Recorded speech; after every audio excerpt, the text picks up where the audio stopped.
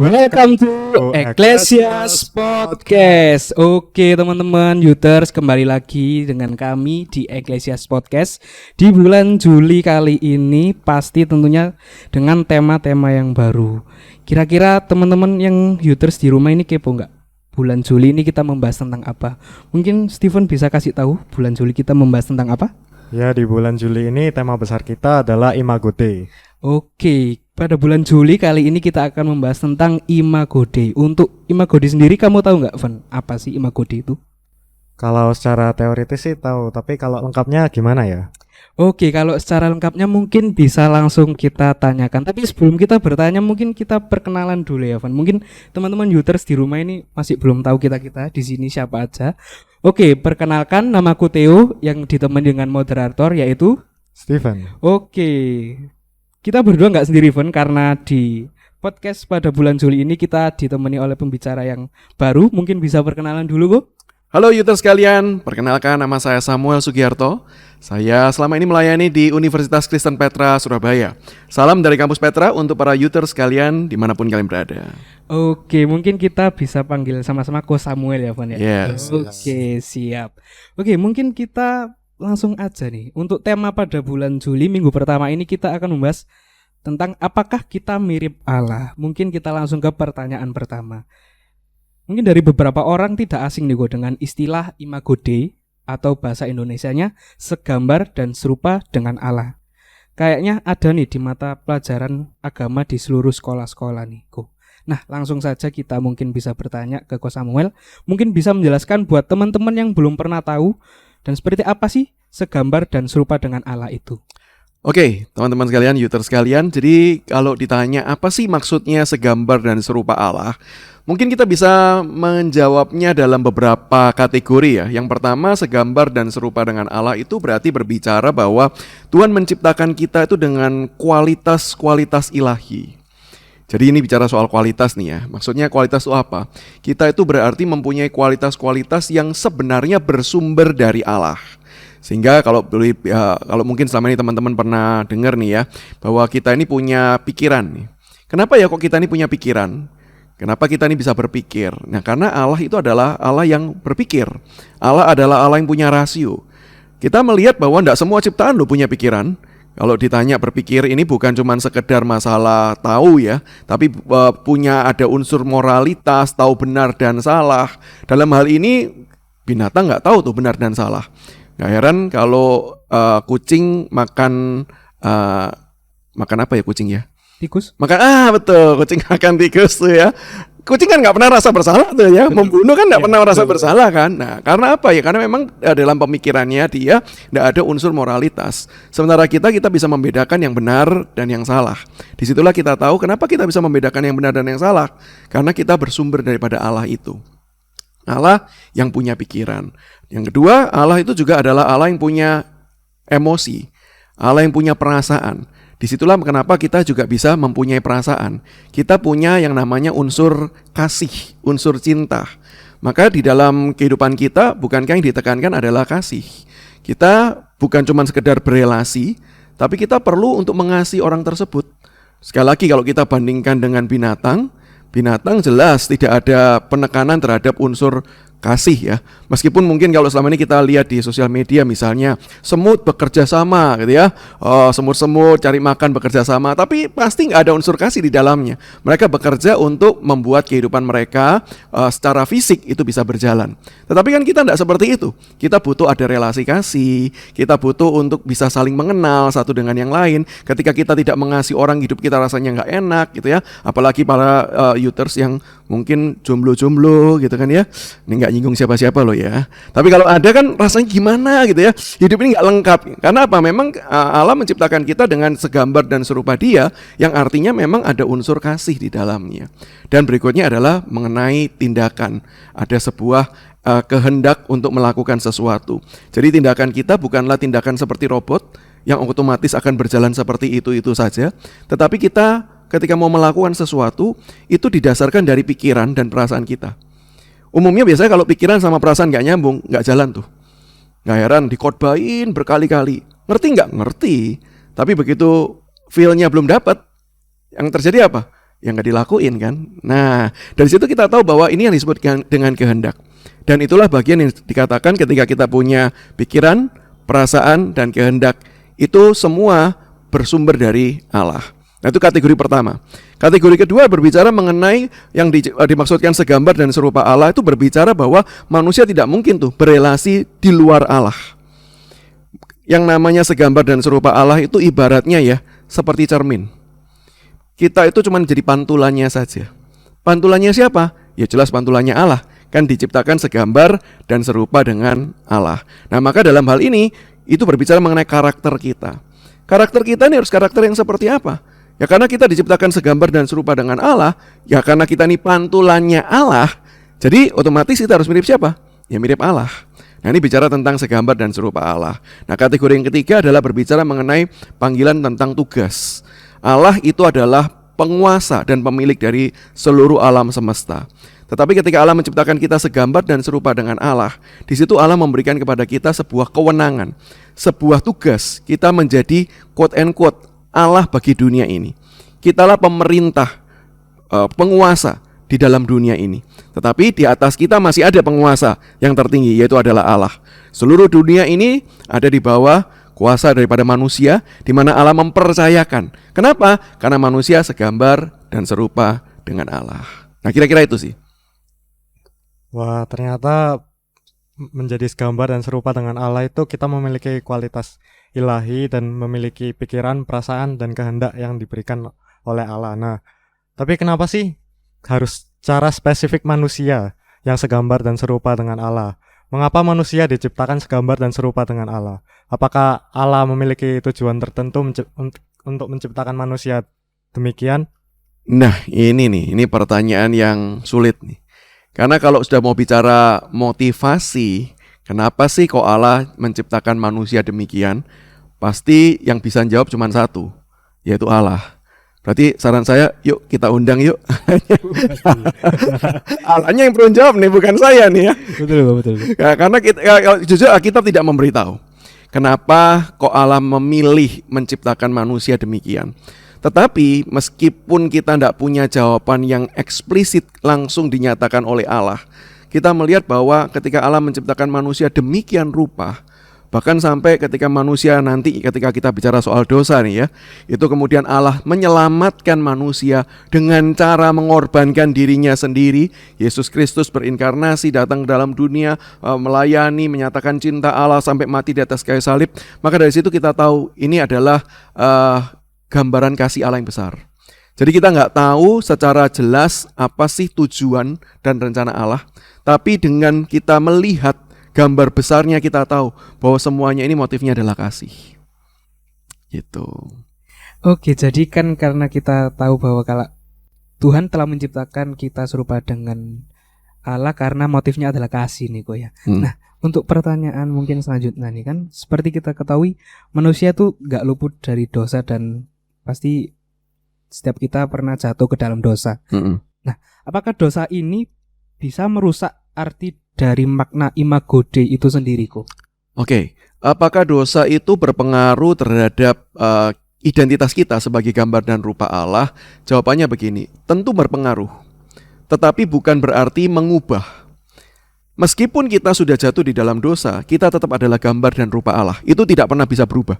Kita tidak kurang dari gambar dan rupa Allah, kita juga enggak lebih. Artinya kalau lebih enggak mungkin kali ya. Orang bisa kan dosa itu kan berarti negatif. Apakah berarti ada mengurangi unsur-unsur tertentu nih dari gambar dan rupa Allah? Enggak ada yang berkurang. Kita tetap adalah gambar dan rupa Allah, tapi yang rusak. Artinya ada sesuatu hal yang harusnya terjadi itu tidak terjadi. Sebagai contoh, ketika tadi kita berbicara mengenai manusia itu punya pikiran, punya perasaan, dan punya kehendak. Seharusnya semua hal ini itu mencerminkan Allah. Karena kita adalah pantulannya Allah. Tadi kan kita bicara tentang itu ya. Yang artinya ya harusnya kita menggambarkan Allah itu. Nah, tetapi ketika manusia sudah jatuh di dalam dosa, manusia ingin untuk menggambarkan dirinya sendiri. Maka misalnya kalau kita membaca di dalam Alkitab, dalam kitab Hakim-Hakim, kita akan mendapati tulisan bahwa manusia melakukan apa yang menurut mereka baik, menurut ukuran pandangan mereka sendiri. Itu artinya apa sih? Manusia yang berkata bahwa aku nggak pingin tuh memantulkan Tuhan. Aku pingin ya be myself, jadi diriku sendiri nih. Nah, disitulah kita melihat bahwa manusia sudah tidak mencapai tujuan yang seharusnya. Dia tetaplah gambar dan rupa Allah, tetapi dia tidak lagi menggambarkan Allah dengan benar dan dengan tepat. Dia menggambarkan dengan penuh dengan cacat celah, penuh dengan hal yang kurang karena dosa mempengaruhinya. Sehingga di sini kita melihat imagonya tetap, tapi disitulah manusia tidak lagi bisa mencerminkan Allah sebagaimana Allah itu seharusnya dicerminkan. Manusia mencerminkan sesuatu gambaran yang rusak tentang Allah. Sehingga gak heran kalau kita sekarang lihat sesama kita, kan harusnya kita melihat sebagai gambar dan rupa Allah, di mana kita bisa melihat kualitas-kualitas ilahi. Tetapi yang terjadi bukankah seringkali kita melihat, orang ini kok bencekno ya. Bahasa Jawa ini kan gitu ya. Orang ini bencekno ya. Orang ini aku gak suka. Karena apa? Karena kita gak lagi melihat pantulan-pantulan tersebut secara penuh. Allah tidak tergambarkan secara utuh dan benar ketika manusia sudah jatuh di dalam dosa. Karena manusia memutuskan untuk tidak lagi bergantung kepada Allah. Sehingga ada bagian yang miss. Dan tujuan dari gambar dan rupa Allah kan memuliakan Tuhan. Nah, inilah yang paling umumnya kita dengar ya. Hidupkan manusia tidak lagi memuliakan Allah. Hidup manusia mau memuliakan diri sendiri. Harusnya kita diciptakan untuk bisa menikmati Tuhan dan memuliakan Tuhan. Tetapi ketika kita sudah jatuh di dalam dosa, disitulah kita tidak lagi menikmati Tuhan, tapi kita menikmati berkat-berkat Tuhan. Ya, ini bedanya, menikmati Tuhan dan menikmati berkat-berkat Tuhan. Kita ini jarang bisa menikmati Tuhan ketika kita itu hidup di dalam dosa. Tapi kita selalu menikmati berkat-berkat Tuhan. Secara umum, berkat udara, nafas, kita nikmati kan? Betul ya. Kalau masih punya pekerjaan, kita masih bisa nongki-nongki di kafe. Itu kan semua berkat anugerah. Kita senang dengan semuanya itu, dan itu yang kita kejar, bukan Tuhannya. Nah, disitulah kita melihat manusia tidak lagi bisa menggambarkan image of God dengan benar dan dengan tepat. Gitu sih.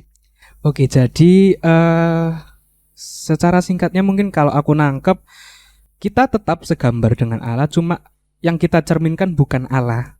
Karena kita mencerminkan hal-hal yang rusak nih. Nah, terus katanya Ko Samuel tadi, mencerminkan serupa dengan Allah itu berarti kayak memuliakan Allah gitu.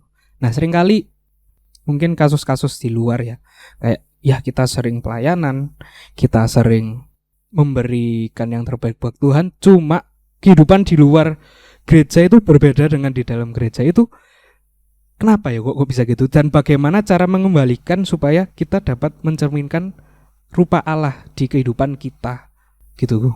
Oke, jadi gini, kita tetaplah gambar dan rupa Allah, karena itu bagian di mana Allah, ketetapan Allah menciptakan kita. Tetapi yang terjadi tujuannya bisa menyimpang, motifnya bisa salah. Yang terjadi adalah itu semua ya. Lalu dari ditanyakan lebih lanjut adalah bagaimana caranya kita bisa kembali hidup menjadi gambar dan rupa Allah. Yang pertama, jawabannya pasti bukan karena kita. Kita nggak mungkin bisa kembali menggambarkan Allah sebagaimana seharusnya tanpa Kristus menebus kita. Tanpa Dia mati bagi kita, mengambil hukuman dosa dan memulihkan kita, maka disitulah kita tidak mungkin kembali menampilkan Allah yang sesungguhnya. Kita akan tetap menampilkan gambaran rusak Allah di dalam kehidupan dan diri kita. Sehingga yang pertama adalah justru adalah karya Allah. Karya Allah lah yang memurnikan, karya Allah yang menyelamatkan, karya Allah yang menyucikan setiap kita. Sehingga kita, kalau bahasa teologinya gini, sejak kita jatuh di dalam dosa, kita tidak bisa tidak selalu berdosa. Kita ini selalu hidup dalam dosa. Jadi kita tidak mungkin hidup tanpa dosa, karena status kita terikat di dalam dosa. Tetapi karena Kristus menanggung dosa kita, disitulah kemudian kita dimampukan kembali untuk hidup buat Tuhan. Tapi saya harus kasih disclaimer nih ya, belum tentu selalu konsisten loh. Tapi bisa. Sebelum Kristus menyelamatkan, kita tidak punya kapasitas dan kemampuan untuk hidup memuliakan Tuhan. Tetapi setelah Kristus menyelamatkan kita, kita diberikan kuasa, kemampuan. Meskipun bisa jadi kita tetap jatuh dan gagal dan tetap tidak hidup memuliakan Tuhan. Nah, sehingga yang pertama ini adalah karya Kristus. Yang kedua, pertanyaannya kalau gitu, kalau Kristus sudah memberikan, terus apa nih yang perlu kita lakukan? Yang perlu kita lakukan adalah kita memohon anugerah Tuhan terus-menerus menyertai setiap kita. Karena jujur, setelah kita terima Kristus, oke, kita senang nih, kita diselamatkan. Tapi dalam kehidupan yang tadi kasih contoh nih, Minggu pelayanan ya. Oh, nanti sudah keluar pelayanan, bisa jadi nih, jangankan hari Seninnya, Minggu malamnya sendiri tetap berdosa kan gitu kan. Kita sadar kok kita ini lemah. Apalagi bukan cuma sekedar kita lemah sebagai manusia, kita hidup di tengah-tengah lingkungan yang sangat mempengaruhi kita. Sehingga tanpa anugerah Tuhan yang menolong dan menopang setiap kita, di situ kita sebenarnya nggak mampu nih untuk kita itu hidup terus memuliakan Tuhan. Maka kita harus memohon Tuhan, belas kasihan Tuhan untuk menolong dan menopang kita. Hidup di dalam anugerahnya, sehingga kita dimampukan satu langkah demi satu langkah, hidup bagi Tuhan dan hidup memuliakan Tuhan. Dan yang ketiga, kalau tadi kan bicara tentang keselamatan yang dikasih, kedua anugerah yang kita harus hidup di dalam anugerah Tuhan, bersandar anugerah. Terus peran kita apa sih? Ada enggak sih bagian yang dimana kita lakukan? Ya taat kepada pimpinan Tuhan. Jadi bukan sekedar taat kepada apa kata Alkitab. Karena kesannya kalau taat kepada Alkitab itu Alkitab ngomong A, kita lakukan seolah-olah kita mampu nih. Tapi kita harus taat pada pimpinan Tuhan. Membaca Alkitab kita tahu kehendak Tuhan, dan disitulah kita mau taat kepada apa sih pimpinan Tuhan, kepada apa yang Dia nyatakan bagi setiap kita. Sehingga ketika kita menyerahkan diri untuk taat, ditopang dengan anugerahnya, dan apalagi Kristus sudah memampukan kita hidup buat Tuhan, disitulah kita akan dilayakkan, dimampukan untuk hidup menyatakan gambar dan rupa Allah yang sesungguhnya. Wah, ya. Jadi kita ini sebagai manusia, gambar dan rupa Allah sudah rusak, tapi kita masih diberi karunia untuk memampukan diri agar tidak Dimampukan lebih tepatnya ya. Kita dimampukan oleh Allah. Kita dimampukan oleh Allah. Nah, masih bahas soal dosa nih. Jika kita serupa dan segambar dengan Allah yang naturnya sendiri adalah kudus, kenapa sih manusia itu masih suka dan bisa berkubang di dalam kehidupan dosa? Oke. Nah, seperti tadi ya. Jadi satu, kita harus akui bahwa kita itu lemah. Oke, kita ini terbatas. Kita sudah diberikan kemampuan, iya. Tapi kemampuan yang Allah berikan itu tidak mengubah kita secara otomatis. Karena kalau mengubah secara otomatis, itu pasti bukan kita tuh. Itu pasti orang lain baru lagi kan. Allah tidak mau mengubah siapa kita. Allah tidak mau menjadikan kita ini ciptaan yang lain. Ya, Samuel diciptakan sebagai Samuel yang lahir dalam keluarga seperti ini, bentukan keluarga yang demikian, pengaruh yang demikian. Sehingga Allah memprosesnya pelan-pelan. Satu langkah demi satu langkah. Sehingga betul-betul ketika nanti Samuel jadi pribadi yang lebih baik, itu tetap Samuel. Itu bukan orang baru yang Allah berubah langsung. Enggak, itu tetaplah Samuel yang diproses oleh Allah. Sehingga kita akui di dalam proses apa yang terjadi, ya kita lemah. Sehingga ketika kelemahan itu yang membuat kita bisa jadi kembali jatuh di dalam dosa. Itu faktor pertama, dari dalam diri kita sendiri lemah. Faktor kedua, kita tidak bisa melepaskan dari pengaruh-pengaruh yang ada di dalam sekitar. Entah itu pengaruh keluarga, berarti orang-orang yang dekat, teman, sahabat, kekasih, pasangan, bahkan juga pengaruh secara global, lingkungan. Nggak heran ya kalau kita lihat sesuatu nih di media sosial, wih kok menarik ya, kok suka ya. Itu kan pengaruh global. Padahal media itu kan tidak ngomong langsung ke kita. Beda dengan orang tua, itu memberikan contoh langsung di depan mata kita. Tapi kan kalau itu iklan, itu kan tidak langsung ngomong ke kita, ngomong pada semua orang. Kenapa kok kita bisa tertarik? Ya karena itu pengaruh global. Jadi hidup kita tuh sangat dipengaruhi oleh lingkungan sekitar dan pengaruh global. Yang kita tahu, pengaruh lingkungan sekitar dan lingkungan global ini juga sudah rusak karena dosa. Apa sih yang ditekankan oleh pengaruh keluarga kita? Bisa jadi bukan pengajaran sesuai dengan Alkitab, meskipun mungkin orang tua kita adalah orang Kristen. Saya pernah tuh dengar ada seorang ibu mendidik anaknya ketika dia lagi di stopan, dia naik mobil setir gitu ya. Lalu nih ada nih orang yang minta-minta nih. Apa yang dikatakan ibu itu kepada anaknya? Dia bilang gini, belajarlah yang rajin, kalau enggak kamu jadi seperti dia. Loh, Alkitab mana ngajarin sih kayak begitu? Betul kan ya? Apalagi dia tambahin tuh, pakai rasis pula. Lihat tuh, rasnya dia beda dengan kita lebih baik daripada dia. Loh, jelas ini bukan pengajaran firman Tuhan kan. Nah sehingga walaupun orangnya orang Kristen, dan itu mau ke gereja ironisnya, sedang perjalanan menuju ke gereja. Jadi kita sadari pengaruh keluarga kita juga pengaruh keluarga yang bisa jadi sudah jatuh dalam dosa. Apalagi pengaruh global, individualisme lah, sekularisme lah, pandangan-pandangan yang lain lah, begitu ya. Sehingga ketika hidup kita tuh dikelilingi oleh semua hal tersebut dan kitanya lemah, nggak heran sih kita memang bergumul, senantiasa bergumul, ya. Dan memang faktor yang ketiga adalah adanya kuasa gelap. Saya percaya di balik semua kejatuhan, kuasa gelap itu bekerja. Tapi pekerjaannya ada yang aktif, ada yang pasif. Kalau aktif itu berarti dia betul-betul menggoda secara langsung, tapi kalau pasif itu dia bekerja di balik layar. Dia mempersiapkan berbagai macam trik. Nah, ketika kita terjebak, ya kita terjebak pada triknya, tapi yang ada di balik layarnya siapa? Kuasa gelap, si jahat. Sehingga pengaruh semua itu membuat kita memang bisa jadi kembali jatuh dan gagal. Tapi ingat, bagi setiap kita yang sudah di dalam Kristus, status kita sudah diubah. Kita diberikan kuasa dan kemampuan, sehingga kita mampu untuk mengalami kemenangan-kemenangan Kristus dengan anugerah dan pertolongannya. Meskipun, sekali lagi, kita tetap bisa jatuh, tapi kita tidak terikat pada kejatuhan tersebut. Nah, ini yang perlu diingat dan digarisbawahi. Kita tidak lagi terikat kepada kejatuhan dan dosa-dosa tersebut. Karena seringkali yang disampaikan adalah itu. Oh, sudah sering kan jatuh, udah berarti kamu tetap terikat tuh. Udah nikmatin aja, lah itulah dirimu. Buat apa sih kamu berjuang lagi? Kadang-kadang pikiran seperti itu meracuni kita. Nah, itu pikiran yang salah. Di dalam Kristus, Kristus punya kuasa untuk melepaskan kita. Bisa enggak jatuh terus, jatuh bangun. Itu wajar.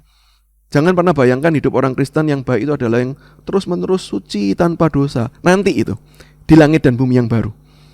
Nah, kalau itu sudah tidak perlu podcast lagi tuh, karena langsung Kristus yang memerintah, tidak usah gini-ginian lagi kan ya. Tapi itu nanti tuh, gitu ya. Kalau yang sekarang kita perlu ingat, hidup orang Kristen yang normal itu adalah hidup di dalam pergumulan. Kalau tanpa pergumulan, saya kok lebih yakin bukan berarti kita sudah suci. Kemungkinan besar kita justru sedang hidup dalam dosa. Oke, jadi kenapa manusia masih suka berkubang di dalam kehidupan dosa? Karena yang pertama mungkin tadi tuh, karena kita manusia yang lemah ya gue. Betul. Yang kedua, faktor lingkungan yang sudah dirusak oleh dosa itu sendiri. Betul. Dan yang faktor paling besar itu tadi ya gue, kuasa gelap. Tapi karena dari 3 faktor ini kita telah diberikan dimampukan tadi ya gue. Jadi betul. Dimampukan untuk Tuhan sehingga mengalami kemenangan-kemenangan dan itu bertahap ya gue. Yes. Gak terikat dengan dosa begitu. Oke. Gak kerasa nih Van, udah mau pertanyaan terakhir aja. Oke. Pertanyaan terakhir. Jika kita segambar dan serupa dengan Allah, mengapa kita tidak diberi kemampuan untuk tidak berdosa? Gitu. Wah, ini pertanyaan terakhir tapi kok rasanya butuh jawaban lebih panjang ya. Ini bisa diseminarkan ini gitu ya. Tapi saya coba jawab secara simpel, secara cepat ya. Jadi begini, ketika manusia itu bisa berdosa, kalau ditanya apa penyebabnya, bukan Allah loh yang membuat kita berdosa. Kita berdosa memutuskan untuk melawan Allah. Dosa itu kan artinya kita melawan Allah. Kenapa kita bisa memutuskan untuk melawan Allah? Karena memang Tuhan memberikan kepada kita kehendak bebas. Kehendak bebasnya tidak salah. Kehendak bebas itu baik. Tetapi ketika kita menggunakan untuk melawan Allah, itu jadinya dosa. Nah, sehingga kalau ditanya gini, kenapa sih kok Tuhan tidak berikan kita kemampuan untuk tidak berdosa? Itu sama katanya dengan kita tanya, kenapa sih kok Tuhan kasih kita kehendak bebas gitu. Padahal sebenarnya kehendak bebas itu baik. Dan kalau disuruh milih, kita lebih memilih punya kehendak bebas. Nggak pernah ada orang yang lebih suka dipaksa daripada diberikan kehendak bebas. Betul ya? Betul. Nah, misalnya contoh, kalau kamu, misalnya ini pertanyaan yang sering kali saya tanyakan nih, kalau pimpin seminar tentang topik seperti ini. Kamu cowok nih ya, terus kemudian nembak cewek nih. Terus kamu dengar jawaban ceweknya itu, aku suka kamu mau enggak jadi pacarku? Terus jawaban dia gini, iya aku mau. Tapi sebenarnya itu jawaban yang selalu dijawab pada semua cowok yang lain. Kenapa? Ya karena dia cuma bisa jawab itu. Dia nggak bisa jawab yang lain. Sudah disetting begitu. Iya aku mau. Terus cowok yang lain ngomong, aku juga sayang kamu, mau enggak kamu jadi pacarku? Iya aku mau. Bandingkan dengan kejadian seperti realita. Kamu nembak cewek, kamu sudah berjuang pendekatan sekian lama gitu ya. Pasti dong ya, kalau nembak cewek kan enggak mungkin tiba-tiba ujuk-ujuk ketemu gitu ya, aku suka kamu, mau jadi pacarku ya. Itu kemungkinan besar ditolak sih ya. Betul. Harus ada pendekatan, harus kemudian betul kan ya. Nah, setelah itu kemudian sampai titik kita melihat signalnya, oh ini hijaunya semakin terang nih ya. Terus kita katakan I love you. Mau enggak kamu jadi pacarku? Terus dia jawab gini, ya aku mau. Sama-sama nih jawabnya aku mau nih. Kita lebih pilih yang pertama kejadiannya atau yang kedua? Saya kok yakin semua akan pilih yang kedua sih ya. Karena yang pertama kan nilai jawaban ya aku mau itu nggak ada harganya dibandingkan dengan yang kedua. Si cewek itu bisa untuk mengatakan aku nggak mau, tapi di titik dia mengatakan aku mau, itu sukacitanya, itu seolah-olah bumi tinggal milik mereka berdua kan, yang lain kontrak gitu loh. Nah, kalau ditanya kamu mau yang mana, pasti orang semua pilih yang kedua. Kalau ditanya kenapa kok suka yang kedua, karena dia menjawab bukan karena paksaan, dia menjawab bukan karena settingan, tapi karena kehendak bebasnya. Jadi kehendak bebas itu bukan suatu yang buruk, itu suatu hal yang baik. Nah, sehingga kalau tanya kenapa Tuhan tidak membuat kita tidak bisa berdosa, ya karena Tuhan mau menciptakan kita menjadi pribadi yang baik, yang punya kehendak bebas. Allah tidak mau kita memuliakan dia itu settingan. Kalau Allah tuh men-setting kita, terus memuliakan Tuhan, bayangkan memuliakan Tuhan itu seperti di gereja nyanyi-nyanyi lah ya. Nyanyi itu tidak ada harganya. Kenapa? Itu settingan kok. Tapi bayangkan kalau ada orang yang setelah diselamatkan oleh Kristus di dalam kesadarannya, dia berkata kepada Tuhan, how great is our God. Bukankah itu sebuah pujian yang bernilai besar? Bernilai besar. Nah, sehingga saya katakan ya, problemnya bukan Allah tidak mau membuat kita tidak bisa berdosa, tapi memang Allah menciptakan kita dengan yang terbaik. Diberikan kehendak bebas, dan bahkan ditunjukkan kasihnya yang begitu besar sampai rela mati di atas kayu salib, supaya ketika kita mengasihi Tuhan, itu betul-betul cinta kita, bukan settingan. Oke, jadi seharusnya itu Allah gak mau kita untuk berdosa ya, Bu? Betul, jelas Allah tidak mau kita berdosa. Justru Allah mau kita menjadi manusia terbaik, maksudnya manusia yang memuliakan Tuhan. Betul, mengasihi dia. Betul. Dengan diberikan kehendak bebas. Justru salahnya yaitu ketika kita menggunakan kehendak bebas itu untuk tujuan dan motif yang salah. Betul? Yes. Oke. Gak kerasa nih, Van. Udah dijawab pertanyaan terakhir. Mungkin dari Ko Samuel nih, dari pembahasan awal sampai sekarang mungkin ada nggak closing statement dari pembahasan? Apakah kita mirip Allah? Oke. Teman-temanku, Yuter sekalian, kita mirip Allah enggak? Oh, jelas jawabannya iya. Allah menciptakan kita mirip, segambar dan serupa dengan Dia, yang artinya kita punya kualitas-kualitas yang Allah itu miliki. Kita punya pikiran, perasaan, dan kehendak. Kita diciptakan untuk memantulkan siapakah Dia, supaya terus-menerus hidup kita memuliakan Tuhan, dan kita diberikan mandat untuk mewakili Dia memerintah akan dunia ini. Tapi di tengah-tengah kita diciptakan segambar dan serupa Allah, kita sudah jatuh dalam dosa. Tapi itu bukan titik akhir dari cerita hidup kita. Karena Allah sudah datang menyatakan cintanya melalui inkarnasi Yesus Kristus, kematian dan kebangkitannya, yang memulihkan kita. Sehingga melalui karya Kristus, melalui anugerah dan pertolongan Tuhan, dari hari demi hari, kita akan dimampukan satu langkah demi satu langkah semakin mirip dengan Allah, semakin memuliakan Tuhan, semakin hidup bagi Dia. Oke, thank you untuk closing statement yang sangat bagus banget menurutku. Oke, untuk podcast bulan Juli di minggu pertama sudah selesai. Thank you Ko Samuel untuk waktunya. Thank you semuanya. Oke, Yuters, kepo nggak nih untuk minggu depan kita akan bahas apa? Gimana, Van? Minggu depan kita kira-kira bahas apa nih, Van? Ya, minggu depan ini temanya juga menarik nih. Kita bakal bahas soal dosa, apakah sekali rusak kita akan tetap rusak?